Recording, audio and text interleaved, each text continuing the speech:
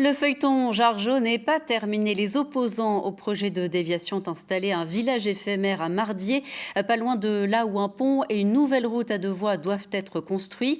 Ce village de la Loire a été un lieu de débat et de réflexion pendant une semaine. Il est aujourd'hui en cours de démontage, mais la mobilisation n'est pas terminée. Alors quelle forme prendra-t-elle? On voit cela avec Xavier Nézet et Joanne Girardot.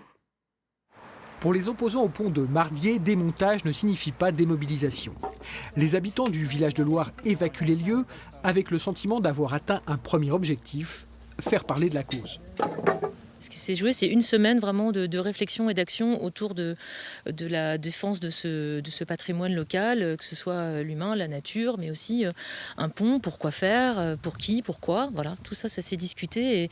Et je crois que le village s'est créé au fur et à mesure que les habitants y sont venus au jour le jour. La plupart des structures sont démontées, mais quelques militants vont continuer à occuper le site pour préparer un nouveau week-end de mobilisation fin août baptisé Bulle d'eau faite.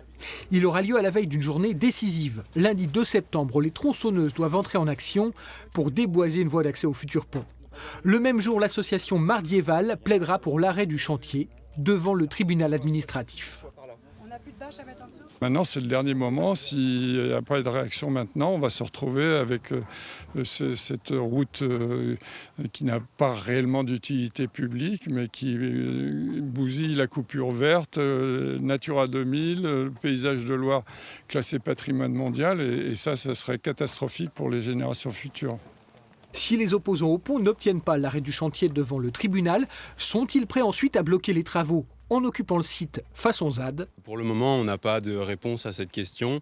La bulle d'eau faite sera l'occasion à la fois de rassembler largement, parce qu'il y a des personnes qui étaient en vacances, et donc de réunir toutes les personnes opposées au projet qui veulent marquer une action symbolique et collective. Pour la suite, on n'a pas de réponse à donner à cette question. Devant les tribunaux, en occupant le terrain ou par les moyens du lobbying, le rapport de force avec le conseil départemental est engagé. L'issue du combat dépendra de la capacité de ces militants à mobiliser plus largement. On l'avait